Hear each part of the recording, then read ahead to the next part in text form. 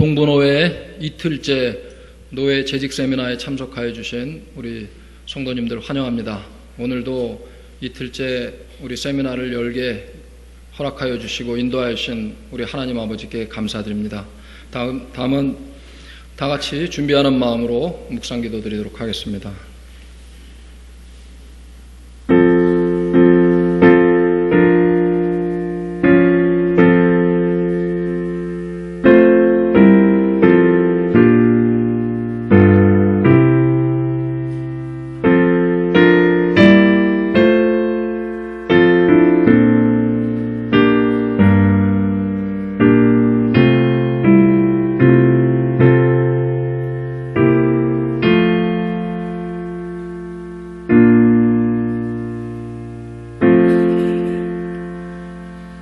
찬송가 88장, 기쁜 마음으로 찬송가 88장 같이 하나님께 찬양 드리겠습니다. 이 찬송 부르신 후에 우리 춘천교회를 담임하시는 지태성 목사님 나오셔서 오늘 예배와 또 세미나를 위해서 기도드려 주시겠습니다.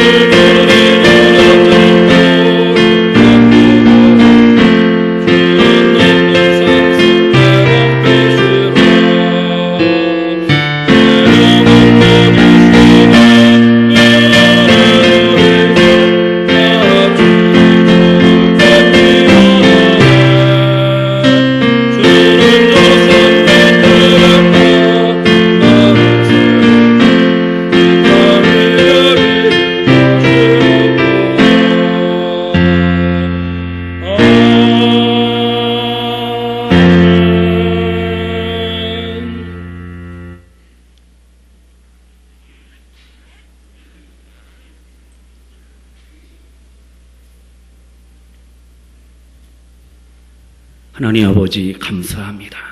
우리 동부노회를 사랑하셔서 이렇게 연초에 주님과 교회를 또한 서로를 더 잘 섬기고자 이렇게 귀한 복된 시간, 은혜의 시간, 재직 세미나를 또 이렇게 연합으로 노회 주관으로 열 수 있도록 모일 수 있도록 인도하시니 감사합니다. 시간 저희들 우리들의 부족함과 연약함을 깨닫게 하시고 발견하게 하시고 겸손히 올 한 해 새해 어떠한 마음으로 어떠한 다짐과 각오와 결단으로 주님을 섬기며 교회를 섬길 것인가 새롭게 우리가 많은 것들을 배우고 깨닫고 확신하며 각 지교회에서 받은 은혜, 받은 사랑, 받은 그 놀라운 은혜를 나누며 더 잘 섬길 수 있는 그러한 우리 모든 재직들 되게 하심을 믿습니다. 새해 각 우리 노예 산하 모든 지교회들 아름다운 꿈과 비전과 아름다운 계획들을 가지고 있사오니 그 모든 것들 누가 감당합니까? 우리 세우신 우리 장로님들, 또 권사님들, 집사님들, 우리 모든 재직들을 통하여 합력하여 그 모든 교회들이 바라고 희망하며 소원하는 아름다운 계획들 이루어가며 풍성한 열매 맺어가기를 원합니다. 아버지 하나님, 오늘 이 밤에 말씀하옵소서. 우리를 깨우쳐 주시옵시고, 우리를 새롭게 하시고, 우리를 온전케 하시고, 우리를 거룩케 하소서. 우리를 구원하시고 하나님의 자녀 삼으신 것도 귀하고 놀라운데 저희들 부족하지만 이렇게 귀한 직분과 사명을 주셨사오니 감당하기를 원합니다. 새해에는 지난 날들보다 이제 오늘 이후로 더 큰 은혜, 더 큰 사랑, 더 큰 능력을 힘입고 주님과 교회를 더 잘 섬길 수 있도록 충성, 봉사, 헌신할 수 있도록 우리 모든 재직들에게 크신 은혜, 사랑, 능력, 시간, 건강, 물질, 하늘의 은사, 하늘의 능력으로 충만케 하심을 믿습니다. 아버지 하나님, 특별히 세우신 우리 강사 목사님, 종혜자 목사님 기억하시고 이 시간도 우리에게 귀한 말씀, 은혜의 말씀 증거하며 선포하실 때 이 말씀을 통하여 어떻게 주님의 몸된 교회를 섬길 것인가 고민하게 하시고 또한 새로운 다짐, 각오, 결단이 있는 그러한 복된 시간 되기를 원합니다. 충성하며 봉사하며 헌신하는 것이 우리의 직분자들의 모든 재직들의 구원받은 성도들의 마땅한 삶의 모습인데 핑계하지 않게 하시고 변명하지 않게 하시고 우리가 게으르거나 나태함이 없도록 열심을 품고 주님과 교회를 섬기며 하나님의 나라를 아름답게 온전히 세워갈 수 있는 우리 모든 재직들 되게 하여 주실 줄로 믿습니다. 오늘 이 밤에 좋은 편을 선택하신 우리 믿음의 성도님들, 우리 모든 지교의 모든 재직들 기억하시고 하나님 위로, 용기, 소망을 더하시고 저들의 가정과 삶 속에 하나님께서 하늘의 복과 땅의 복을 더하시고 시간, 건강, 물질, 은혜, 은사 부어주셔서 더 잘 주님을, 교회를 섬길 수 있도록 하나님께서 역사하여 주실 줄로 믿습니다. 충성, 봉사, 헌신하고 사랑으로 섬길 때 하나님께서 또한 우리들에게, 우리 모든 재직들에게 상급과 면류관, 하늘의 복과 땅의 복을 넘치도록 풍성하게 허락하시고 채워주시는 하나님 아버지심을 믿습니다. 이 밤에 피곤치 않도록 우리에게 새 힘을 주시옵시고 말씀을 듣고 깨달을 수 있는 그러한 열린 마음을 주시옵시고 성령의 조명하심을 통해서 하나님의 말씀을 또 온전히 깨달을 수 있도록 은혜 더하소서. 모든 시종 주께 맡깁니다. 은혜의 시간, 축복의 시간, 다짐과 각오와 결단의 시간 되게 하시고 풍성한 은혜를 덧입고 우리의 가정으로 각 지교회로 돌아가서 열심히 주님을 섬길 수 있는 아름다운 소식들만 오고 갈 수 있는 우리 동부노예 산하 모든 지교회의 모든 성도님들, 모든 재직들 되게 하여 주소서. 하나님 아버지 홀로 영광 찬양 받으소서. 예수님의 이름으로 축복하며 기도하옵나이다. 아멘.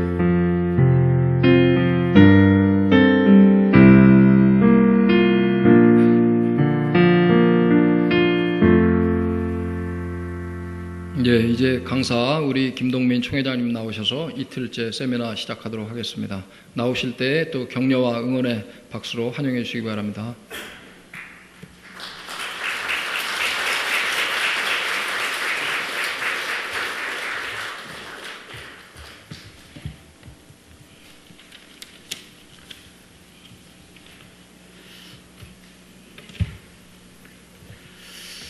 네, 이 파워포인트 뒤로 돌리게 되면 시간이 걸리니까 제가 있었던 내용들을 잠깐 실험을 좀 합니다. 네, 지금 잘 돌아가고 있어요. 네, 하고 있습니다. 네.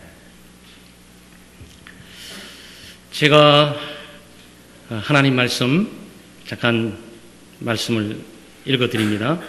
에베소서 4장 11절 16절까지 말씀 제가 읽어드리겠습니다. 에베소서 4장 11절에서 16절까지 말씀 제가 읽어드립니다. 그가 어떤 사람은 사도로, 어떤 사람은 선지자로, 어떤 사람은 복음 전하는 자로, 어떤 사람은 목사와 교사로 삼으셨으니 이는 성도를 온전하게 하여 봉사의 일을 하게 하며 그리스도의 몸을 세우려 하심이라. 우리가 다 하나님의 아들을 믿는 것과 아는 일에 하나가 되어 온전한 사람을 이루어 그리스도의 장성한 분량이 충만한 데까지 이르니니 이는 우리가 이제부터 어린아이가 되지 아니하여 사람의 속임수와 간사한 유혹에 빠져 온갖 교훈의 풍조에 밀려 요동하지 않게 하려 함이라. 오직 사랑 안에서 참된 것을 하여 범사에 그에게까지 자랄지라. 그는 머리니 곧 그리스도라. 그에게서 온몸이 각 마디를 통하여 도움을 받음으로 연결되고 결합되어 각 지체의 분량대로 역사하여 그 몸을 자라게 하며 사랑 안에서 스스로 세우느니라. 아멘. 날씨도 춥고 또 이제 눈도 와서 많이 굳은데 바쁜 일과를 멈추고 또 이 2018년도 동분회 산하 지교의 모든 재직들을 한 곳에 모아서 우리 재직 세미나를 하고 있습니다. 그리고 이틀째 우리가 맞이하고 있는데 2018년도 청직이 발대식은 아니지만 우리가 이로써 선사하고 하는 건 아니에요. 그렇지만 우리가 지난번 잠깐 공부했던 것들을 염두에 두면서 한번 따라서 해 주시길 바랍니다. 네, 우리 재직의 역할에 대한 5가지 역할을 한번 재창을 제가 선창하고 우리 재직들께서 구창하면서 한번 해보겠습니다. 하나, 우리는 청직이다. 하나, 우리는 섬기는 자다. 하나, 우리는 그리스도의 일꾼이다. 하나, 우리는 목회자를 돕는 자다. 하나, 우리는 봉사자다.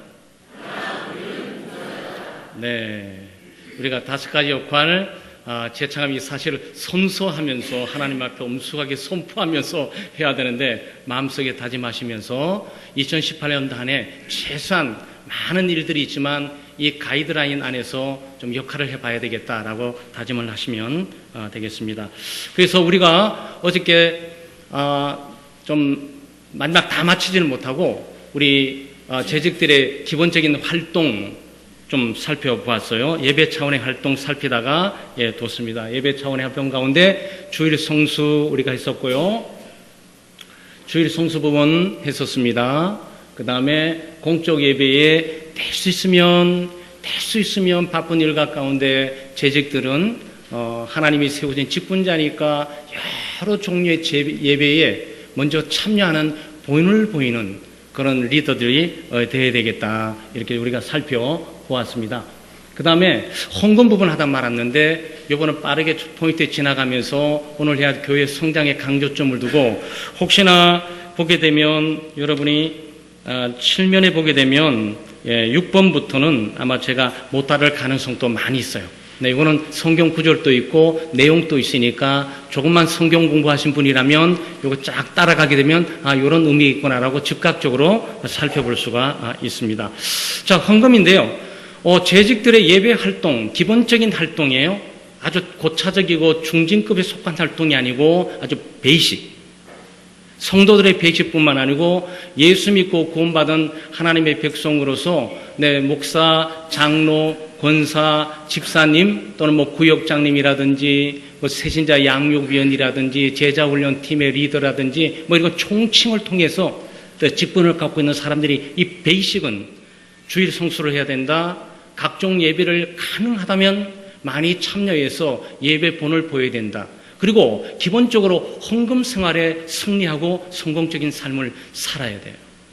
물질의 축복, 헌금은 하나님께서 우리에게 뭔가 요구해서 빼앗는 것이 아니고 더 많은 것들을 채우기 위한 방법으로 하나님께서 물질을 요구하십니다. 그래서 하나님이 돈이 없어가지고 일을 못 하시는 것이 아니고 우리에게 축복의 통로를 그 방식을 대로 주는 거죠. 심은 대로 거두잖아요. 그렇죠? 콩 심은 데 콩나무, 팥 심은 데 팥 나니까 돈 심은 데 돈 나는 거예요. 그래서 저는 부자 됐어요 하는 사람들은 투자하면서 증권을 하시는데 헌금하시면 돼요. 정말 재직들은 믿음으로 하나님 앞에 헌금을 하는데 헌금에 다양한 종류가 있는 건 사실이에요.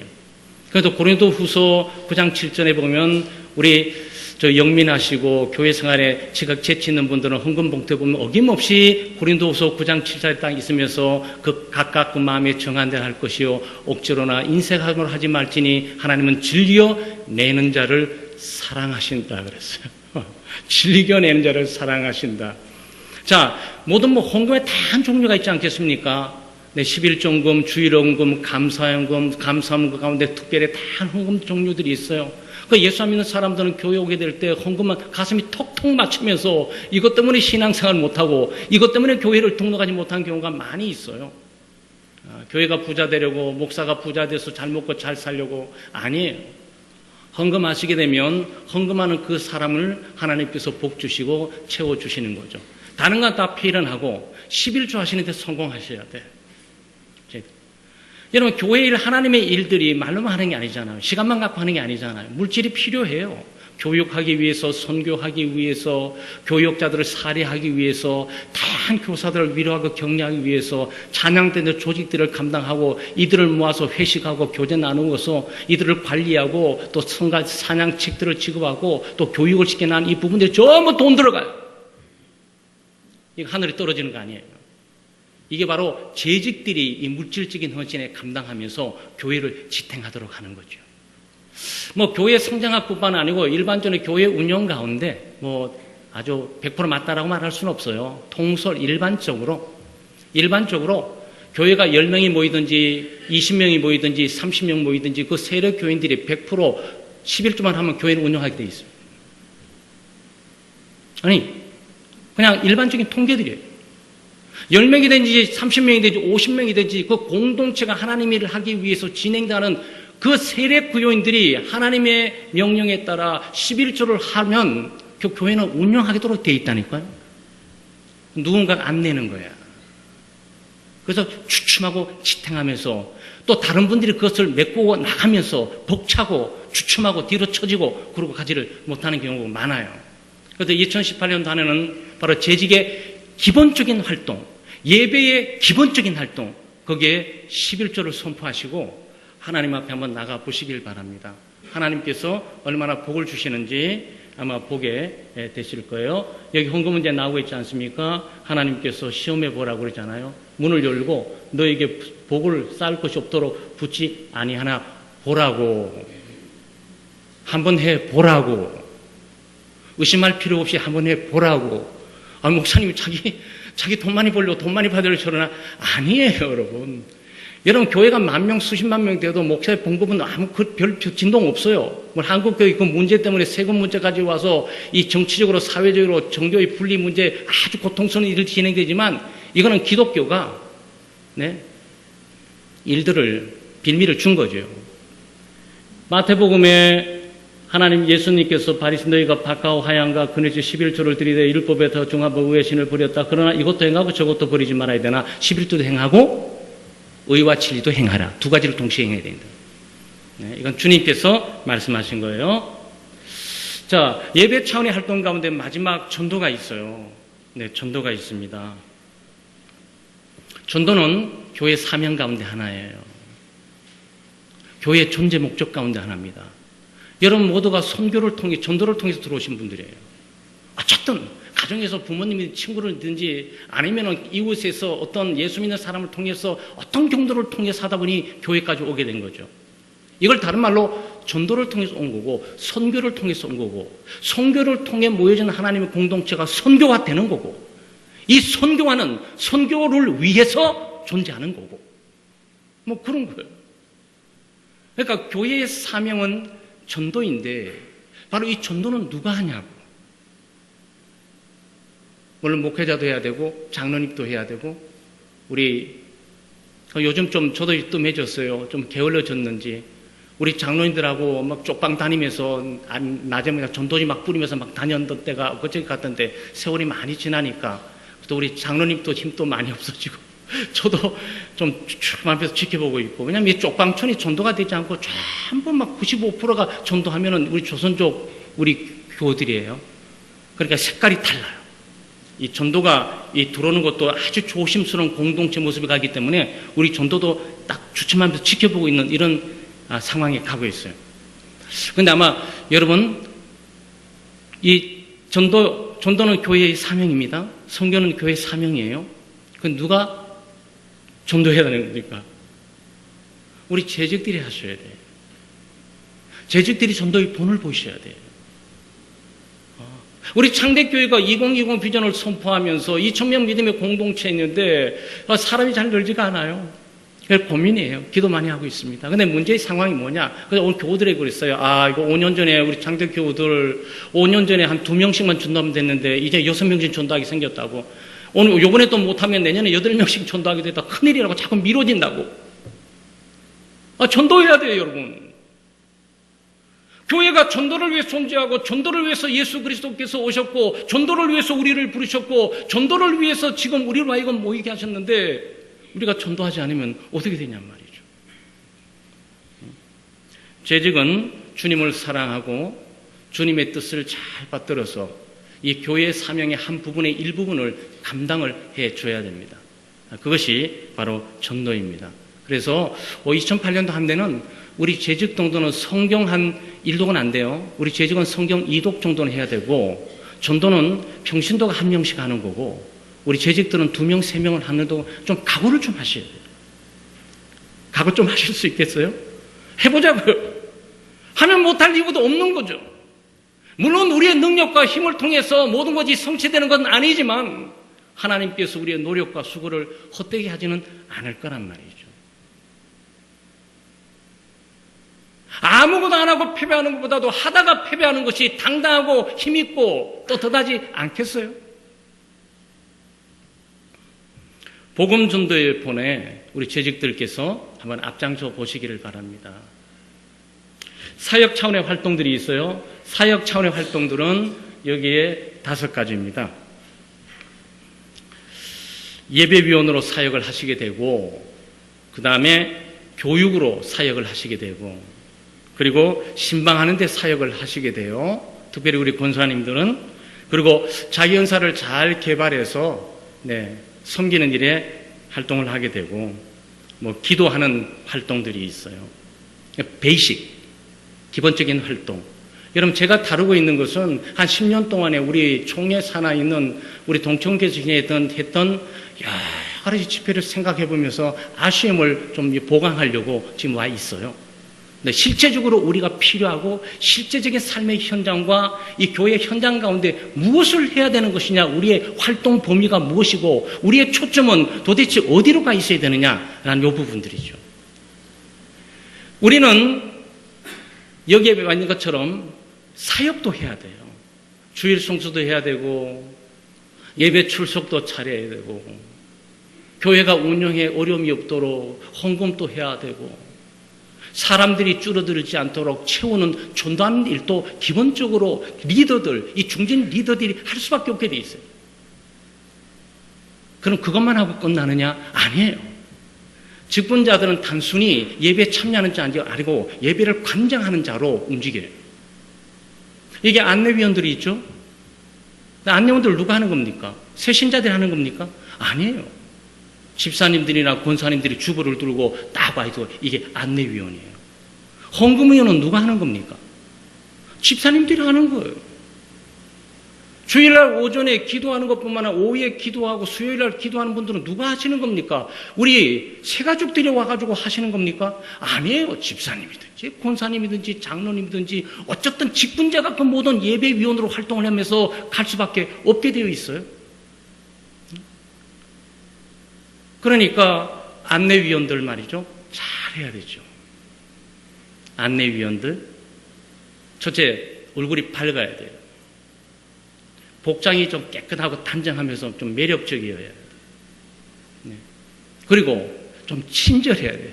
자기가 시험 들 일도 있고 마음 아픈 일, 슬픈 일이 있어도 이 주보를 딱 들면서 이 집사님 반가워요. 아유 오랜만입니다. 이렇게 말할 수 있어야 돼요. 그럼 목소리도 잘 다듬어야 됩니다. 이 집사 반가워 이러면은 그 소리 듣는 순간 왠지 모르게 반갑고 기쁜 건 좋은데 좀 약간 거칠다 이 느낌이 들어요. 이 집사님 반갑습니다. 안녕하세요. 보고 싶었어요. 그럼 이렇게 톤도 훈련하셔야 돼. 안내위원들이 말이죠. 예배를 또 효과적으로 잘 섬기기 위해서 훈련하셔야 돼요. 미소 짓는 것도 훈련하셔야 되고 또 말하는 것도 훈련해야 돼요. 악수하는 것도 무조건 막 집으면 안 돼요. 악수도 이렇게 해서 짚는 강도가 있잖아요. 친한 사람들을 꽉 짚게 되죠. 친한 사람들을 꽉 짚게 됩니다. 그럴 때 이 친구 되게 반가워하는구나 라고 느껴요. 그걸 전달하는 거죠. 그 안내위원들은 그런 훈련들을 좀 많이 하게 되는데 그 안내위원들도 기도하고 먼저 한 30분 전에 먼저 와 계셔야 돼요. 왜? 나는 예배 참석자고 방관자고 구경꾼이 아니니까. 나는 예배위원이니까. 나는 재직이니까. 나는 예배를 예배답게 만들기 위해서 부름받던 위치에서 안내위원으로 존재하게 되는 거니까 기도하고 모여서 30분 전에 딱딱딱 준비해 나간 말이죠. 그뿐만이겠습니까? 안내위원뿐만 아니고 헌금위원들도 늦으면 하고 빠지면 안 돼요. 우리도 고민이에요. 우리끼리도 메시지를 줍니다. 혹시 부목사님, 강도사님, 전도사님 혹시나 저 권사님 빠지게 될 때 그때는 아무 소리 말고 내가 이 집사님 기도해 주시길 말하지 않을 테니까 본인이 빠진 줄 알고 나한테 뒤에서 사인 딱 주면서 그냥 가서 기도를 이번에 목사님이 하세요. 이게 딱 하는 거죠. 근데 미리 말해주면 좋아요. 미리 말해주면 우리가 그런 사인을 딱 갖고 기다리고 있다가 우리 권사님 오늘 문제 있어서 수예배 안 오시는구나 라고 사인을 딱 갖고 있으면서 예배 딱 하는데 갑자기 다 오실 줄 알고 마음 통 놓고 있는데 예배 드리는 인도자가 초조해지기 시작해요. 왜 안 보이시지? 저기 예배 오늘 기도 당분인데 왜 이 집사님 왜 안 보이는 거지? 왜 안 보이는 거지? 이게 설교가 흔들려. 집중이 안 생겨요. 여러분 생각할 때, 목사님 그 정도 영성을 가지고 어떻게 교회를 인도하고, 나 하나 기도 당근 빠졌는데 그렇게 날 찾으면서 그렇게 설교가 흔들려요? 아니, 여러분 정말 신경 엄청 쓰여요. 왜 안 나오셨을까? 곧 나오시면 어떡하지? 혹시 강도사님 기도하세요. 근데 갑자기 딱 나타나게 되면 그때는 어떻게 되는 거지? 왜 나를 빼고 기도했다 그래가지고 시험 들면 어떻게 되지? 가진 생각이 이 강단 속에 있게 돼요. 예배 방해자야. 그 예배위원이 예배를 돕기 위해서 있었던 그 위치에서 한마디 3, 4일 전에 목사님 또 강수사님 사무실에 저는 못 나오시니까 기도 당번을 교체해 주세요라고 사인을 딱 주면 되는데 특별한 어떤 일 없이 빠진단 말이죠. 그건 문제예요. 여러분 시간을 잘 예배원은 시간을 잘 지켜주셔야 되고요. 네, 20, 30분 전에 먼저 도착해서 준비를 해야 되고 또 그것뿐이겠습니까? 예배위원 가운데서 우리 방송실에 있는 분들이 있고 조명을 하는 분들이 있고 또 음향 조정하는 분들이 있고 많이 있잖아요. 그러니까 각계 있는 분들이 달라요. 그래서 조명하는 분들은 조명이 제대로 켜진지 아닌지 어떤 이 순간에 지금 이 조명이 켜야 돼 안 켜야 돼 이거 2, 3점 점검 다 끝나야 돼요. 마치 연극하게 될 때 1시간 전에 모든 무대 장치 예보도 세팅들이 다 끝나는 것처럼 말이에요. 근데 사람을 웃기고 재밌게 하는 일도 그렇게 한다고. 놀랍죠? 돈 벌고서 사람들에게 웃음 팔고 재미를 파는 일도 며칠 전부터 리허설하고 준비하면서 산다고요. 그런데 우리는 예배가 뭡니까? 여러분 예배가 뭐예요? 최상의 존재에게 최고의 것을 드리는 거예요. 바로 여기에 우리 재직들의 예배위원이 예배 활동 가운데 얼마나 경건함과 거룩함을 가지고 사명을 가지고 참여해야 되는지를 우리가 알게 되는 거죠. 방송실, 음향 조정, 이 마찬가지고요. 참고하시길 바랍니다. 교육이 있어요. 교회 사명 가운데 하나가 교육입니다. 교육. 가르치고 배우는 거예요. 그런데 목사님만 가르치고 목사님만 배우는 것이 아니고요. 우리 모든 전 재직들이 가르치고 배우는 일에 쓰는 거예요. 그러니까 목사님 혼자 다 가르칠 수 없어요. 개척교회 하면서 맞아 주일학교 가고 중고등부 가고 청년부 가고 이게 되지가 않아요. 돌아가지가 않아요. 그래서 아무리 20명 30명 개척교회도 목사님이 계셔야 되고 담당 부교역자들이 있을 수밖에 없게 되는 이유가 거기 있는 거예요. 누군가가 협조해서 함께 갈 수밖에 없어요. 그런데 바로 재직들이 교육 사명께 함께 동참하게 되는 거죠. 목회자의 예배의 권리와 사명들을 함께 나누는 것처럼 교육의 사명들을 함께 나누는 거죠. 그러니까 구역장으로 임명합니다. 그건 무슨 뜻이에요? 목사인 내가 가서 가르쳐야 되는데 제가 시간의 한계와 또 건강의 한계와 사역에 주어지는 시간의 한계 때문에 대신에 당신에게 말씀 사역을 위임합니다. 가서 가르치시오. 그 뜻이에요. 교사들 초등부, 중등부, 고등부, 청년부 교사들을 주겠지 않습니까? 목사님이 가서 가르쳐야 돼요. 그런데 그러지 못하니까 부장 집사님 부장으로 임명합니다. 어떤 집사님 고등부 교사로 임명합니다. 교육하세요. 이 뜻이죠. 그러니까 여기 하나님께서 교회 주시는 교회의 사명을 가지고 하나님 부름받은 목회자가 이 사명을 감당하기가 홀로 너무 벅차니까 동력자가 필요해서 하나님께서 직분자를 세워서 그들에게 고난을 분양하고 그리고 교육 사명을 함께 공유하면서 일을 진행해 가게 되는 거예요. 그러니까 교육은 목사만 하고 있는 것이 아니에요. 우리 재직들이 전반이 구역장이라든지 주일학교 교사라든지 또는 이게 찬양대라든지 심지어 간침부라든지 내 선교회라든지 거기에 교육이 이루어져야 돼요. 교회 모든 부서에 친교단체는 없습니다. 예배단체, 교육단체는 있어도 친교단체는 그건 부수적으로 예배를 하게 될 때 자연적인 친교와 또 교육을 하게 될 때 상담을 통한 자연적인 친교가 거기서 이루어지게 되는 것이지 우리는 친교 기관도 아니고 사교 집단도 아니에요. 바로 여기에 교회 사명이 있고 직분자들이 자각을 내가지고 이 사명을 향해 가게 되는 거죠. 그러니까 이런 교육 사명이 있으세요. 그러니까 재직자는 목회자의 교육을 돕고 또 각 주일학교뿐만 아니고 각 그 부서 그러니까 찬양대 있잖아요. 이 찬양대의 총무님이나 찬양대의 지휘자는 음악을 잘하고 음악을 잘 지휘하고 인도할 바는 잘 가르쳐야 돼요. 목사님이 찬양이 무엇이며 어떤 자세를 통해서 하는 거며 찬양의 기원은 무엇이며 찬양하게 될 때 어떤 일이 일어나는지 성경적으로 가르쳐야 된다고요. 근데 거기 갈 수 없으니까 여기 설교해야 되는데 저기 어떻게 가 있겠어요? 그러니까 거기는 있는 총무라든지 지휘자라든지 이분들이 바로 여기에 노래 박자 음정만 가르치는 것이 아니고 찬양이 뭐 예배를 가르치는 거지. 성경을 가르치고 하나님의 백성의 다운 모습을 가르치는 거예요. 일어나야 돼요. 간침부 말이죠. 밥에 전에 우리 권사님의 식당에서 교육이 일어나야 돼요. 여러분 교회에 있는 모든 일이 봉사들이 분산되어 있지만 그것은 단순히 밥을 내주고 반찬만 만들어주는 그런 기관이 아니에요. 거기에 권사님들이 후배 권사님들을 가르치고 그래서 교육시키고 이 밥은 이렇게 짓는 거 반찬은 이렇게 하는 것이며 또 디스카운트는 이렇게 하는 것이며 또 깨끗이 정돈하면서 혹시나 오염되지 않도록 하나님의 일을 위해서 관리하는 이 부분들을 가르치는 거라고 멘토십으로. 교육이 그게요. 그 교육들이 대도로 역사 있는 교회들은 이어가도록 되어 있단 말이죠. 재직은 교육의 사명이 있습니다. 교육의 사명은 절대 잃어버리시면 안 돼요. 신방이 있습니다. 예수 그리스도의 이름으로 내 성도들 찾아보고 또 위로하고 격려하는 거죠. 신방은 위로하고 격려하는 것뿐만 아니고 교육적인 개념을 가지고 있어요. 실망하고 낙심한 사람들에게 성경적으로 가르치고 또 지난주에 들었던 설교를 제대로 이해하고 있는지 지난주에 목사님의 설교에 대해서 뭐 시험이 들었다는데 무엇 때문에 시험 들었는지 권사님이 방문해서 그건 뭐 설교를 오해했어 라고 설교의 내용의 시정 그리고 어떻게 들어야 될지를 가르치는 모든 것들이 신방을 통해서 일어나는 거예요. 그래서 신방은 단순히 방문을 해가지고 친교를 나누고 위로하는 것만이 아니에요. 하나님의 말씀을 제대로 들었는지 그 말씀을 제대로 이해하고 있는지 알고 있는 그 내용의 말씀 삶 속에 적용하고 있는지 그런 것들을 가이드해주고 어떻게 하나님의 말씀을 자기 삶에 적용할 수 있는 건지 어떻게 그 설교를 잘 들을 수 있는 건지 또 자기의 실패들을 말을 해주면서 양육하고 세워나가는 것이 신방이에요. 그럼 목사님이 신방하시고 교육자들 신방하거든요. 그럴 때 우리 권사님들이나 집사님들, 구역장님들이나 부구역장님들이 함께 신방을 하게 되는 거거든요. 그러니까 이 재직들은 신방이 뭔지를 알고 있어야 되고 이 신방 사역에 아주 성령의 인도함을 받고 예민하게 준비될 수밖에 없게 돼 있어요.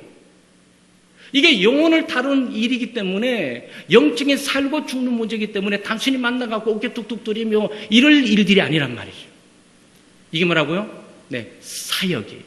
사역. 은사를 발견해서 재개발해야 될 필요도 있습니다. 그래서 우리 재직들에게 하나님 주신 은사들이 많아요. 그 은사들을 잘 발견하고 그 은사들을 잘 개발을 해서 효과적으로 섬기는 거죠. 그래서 직분과 은사가 잘 맞는 재직은 행복한 재직입니다. 직분과 은사가 잘 맞아요. 내가 재직인데 구역장을 맡아서 나는 그렇게 가르치고 싶고 하나님 말씀을 사랑하고 가르치는 게 너무 기쁘고 즐겁고 하나님 말씀을 공부하고 준비하는 게 너무 기쁘고 즐거운데 나는 그걸 너무 잘하고 있고 또 말을 그렇게 표현을 내가 내 자신을 봐도 난 너무 설명을 잘하는 것 같아. 그런 재직은 행복한 재직이에요. 그러니까 은사를 잘 찾아가시는 필요가 있어요. 그래서 어떤 분은 참 구역장을 하셔가지고 좋은 그 높은 지성이라든지 또 교양이라든지 어떻게 하나님 말씀 들으면 통찰력이라든지 구역장으로 했으면 좋겠는데 이번 날마다 가서 간침부에 부엌에가 있으면서 부엌에서 큰 역할을 하지도 않고 그냥 큰 어른 권사님 따라다니면서 있는데 너무너무 아까운데 저거 빼내오기도 힘들어요. 빼내오기도 힘들어. 자기가 이것 좀 잘할 거 있을 것 같은데 이번에는 제가 간침부는 좀 누구한테 맡기시고 제가 한번 교사를 해보고 싶습니다. 구역장을 해보고 싶습니다. 요렇게 가야 된단 말이죠. 위에서 또 잘못 임명하게 되면 또 목사님이 당회가 우리 당회는 사람을 모르고 이 구역 간침부의 실정을 모르고 없는 사람 빼내 가가지고 또 거기 이거 참 오히려 시험 들 수 있어요. 근데 어쨌든 은사를 잘 발견하고 개발할 필요가 있습니다. 자, 기도입니다. 기도인데 여러분과 제가 사명을 잘 감당하기 위해서 지식도 필요하고 정보도 필요합니다. 왜냐면 뭘 알아야 잘 섬길 거 아니겠어요? 근데 아무리 지식이 있고 또 정보를 많이 가지고 있어도 그걸 해낼 능력이 없으면 안 되죠. 그래서 교회 일은 하나님의 능력을 필요로 합니다. 우리는 하나님의 능력을 필요로 해요. 그래서 재직은 기도할 수밖에 없어요. 또 기도해야만 합니다. 기도하게 될 때 하나님께서 능력을 공급해 주셔서 통찰력과 안목도 주시고 어떻게 처신해야 될 줄도 알게 하시고 또 일을 하게 될 때 기쁨과 즐거움을 하게 하시고 또 무엇보다도 자기가 시험에 안 들어. 그냥 평신도로 왔다 갔다 할 때는 그렇게 기쁘고 즐거운 게 없는데 집사직분 받을 때는 막 가슴이 들뜨갖고 내가 이런 좋은 집사가 되다니 나 또 집사 반열에 올라섰어 그러면서 막 갔는데 가다 보니까 험한 일들을 많이 집사님의 일들을 보거든요. 실망한 납심이 많아. 지풀에 낙심하고 실망해버려요. 심지어 자기가 속한 교회에 혐오감을 갖기도 하고 목사님에 대한 원망도 가질 수 있어요. 기도하셔야 돼요. 기도 안 하면요, 시험 들어요. 우리가 가져온 모든 직분이 물질적으로 아무리 봉사하고 아무리 헌신하고 아무리 죽도록 뭔가 해도 알아주는 사람이 그게 없잖아요. 그럼 뭐 보상이 뚜렷하게 있는 것도 아니잖아요. 혹시 우리가 위로와 격려 받는다면 그런 믿음의 좋은 동력자가 말이죠. 이 집사 수고했어. 정말 멋지더라. 정말 도와주고 싶었는데 못했지만 어떤 멋지게 너무 수고했어. 그러면 그런 뿌듯한 마음에 용기를 얻어서 하는 것 뿐이지 실제로 뭐 딱 와닿는 것은 아무것도 없어요. 그러니 필요한 게 뭡니까? 능력이에요. 그러니까 재직은 기도 많이 해야 돼요. 그러니까 성도들이 기도를 한 30분 한다면 우리 재직들은 기도를 약 40분이나 45분 정도는 약간 단계 업그레이드 해가지고 해야 돼요.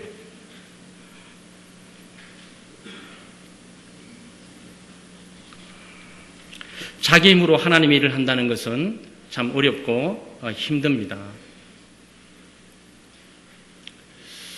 자, 교회 성장형 재직인데 우리가 어제 첫날 봤던 우리 사도행전 6장 1절에서 4절 말씀이에요. 자, 여기 보시게 되면 함께 읽어볼까요? 사도들 앞에 세우니 사도들이 기도하고 그들에게 안수하니라. 하나님의 말씀이 점점 왕성하여 예루살렘에 있는 제자의 수가 더 심히 많아지고 허다한 제사장의 무리도 이 도에 복종하니라 그랬어요. 네. 교회 성장에 여러 가지가 있는데 아마 여러분 책에도 좀 나와 있죠. 네. 영적인 성장이 있고요. 내적인 성장이 있고요. 외적인 성장이 있고요. 양적인 성장이 있고요. 가교 성장이 있어요. 5가지 성장의 원리에 의해서 교회가 이 성장을 향해 가고 있습니다. 영적인 성장은 한마디로 이 개인적인 하나님과의 관계 성숙함이에요.